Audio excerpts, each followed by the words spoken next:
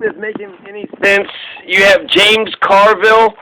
James Carville's making sense. Emma Vigeland, Sam Cedar, the Majority Report. Emma Vigeland is making sense.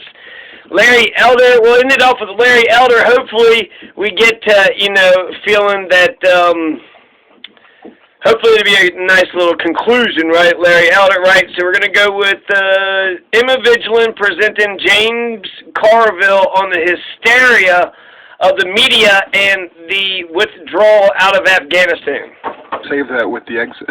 Are you telling? Landing after it's like hitting the tram, like when you're diving off a diving board and you hit your head and like feet on the diving board and like hit the side of the pool, and then but the water, you hit the water. Yeah, you didn't actually do the pose that you were supposed to do to get a 10 out of 10 on the dive. Like, no, dude, we're already bleeding from our head. We're not going to be able to win the competition at this point. Right. So let's hear what else Carville has to say on MSNBC. I asked Claire, does Biden need more friends and more vocal friends in Washington to point all this out? Well, first of all, it would be greatly benefited if the press would cover this accurately. And yes, you always have the amount of Democrats. And I can't tell you the number of phone conversations. I said, well, James, I mean, damn, man, you did the right thing by getting out, but it's going about it the wrong way. And I said, do they teach a course at West Point or Annapolis or like Johns Hopkins on how to lose a war? No. There's no good way to lose a war. We lost this war. We lost it a long time before Joe Biden became president. All he's doing is getting us out of there. And I'm sorry, this is not the Battle of Midway, all right? This is a defeat, and we got to understand that as a country.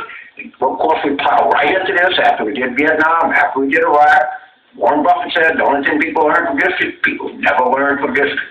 I hope that some of these images will cause us to take a deep breath before we go off on some other Wall Street Journal-sponsored adventure around the world. I mean, what? I am shocked at every word I hear coming out of his mouth. Me too. Every word. He fucking killed that. We need to think twice before we go on any Wall Street Journal sponsored war. Motherfucker, he is poetic. When the motherfucker is on point, when he's spot on, there ain't nothing. Motherfucking waxes Carville. Fucking, he looks like a goddamn crypt keeper, like he's almost, about to check out. Still a fucking, just banger after banger when it comes to, just a nice little quippy, little quippy quip. He's a quipster. The old quipster. At this point, but it's not just James like Carville, the old quipster. The war. The problem is war. The problem is imperialism. The problem is United States complete arrogance and bloodthirstiness and capitalistic ambitions that extend beyond the bounds of reality and beyond the bounds of humanity. Like, that is the true problem, and Carville would have no issue with any war that at the outset he found was just. But he's accurate that the blame does not fall on Biden, right? You can't expect a withdrawal from a bloody conflict. Like, no adequate coverage about the brutality in those 20 years, right? They downplaying it for the patriotic goals of the United States, not covering what we were doing there in terms of torture, and of course with Iraq it was 100 times worse. Not focusing on the crux of what this actually was, only focusing on and having humanitarian concern for the consequences of the withdrawal.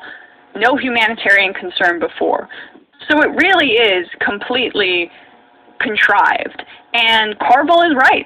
I never thought I'd say this again. We should pull up that meme of the worst person you know made the best point. Not actually, but that's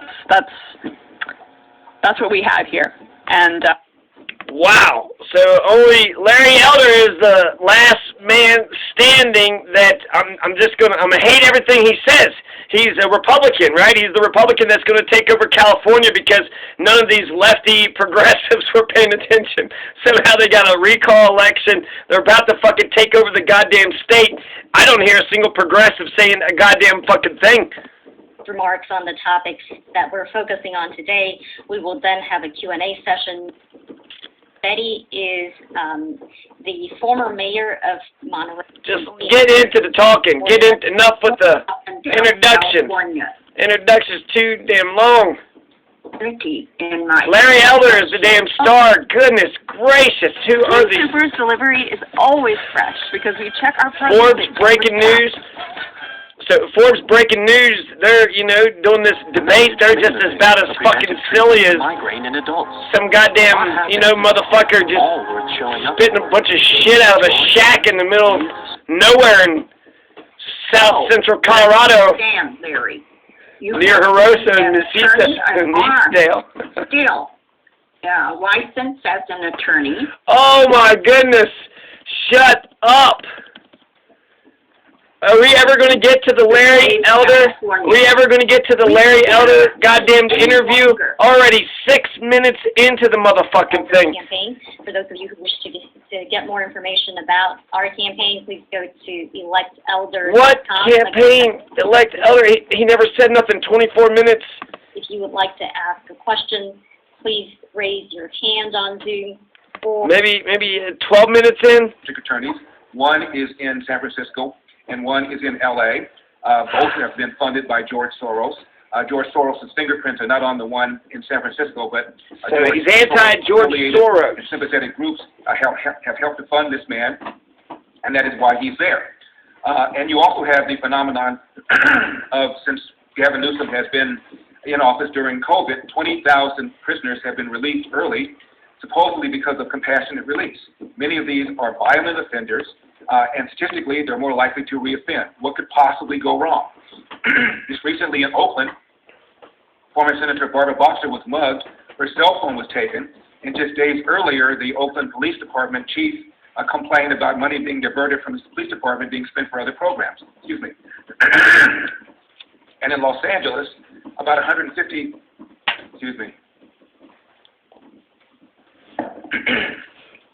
and in Los Angeles, about $150 million have been diverted from the police department for so-called social programs. Social programs which would not be necessary if over the last several decades, the nuclear intact family has not been destroyed. I've argued that in 1965, when Lyndon Johnson launched the so-called war on poverty, 25% of black kids entered the world without a father married to the mother. Now that number is close to 70%.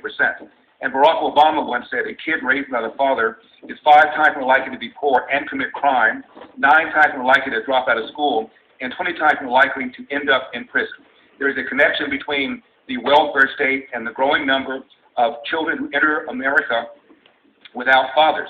Now 25% of white kids are now born without a father married to the mother.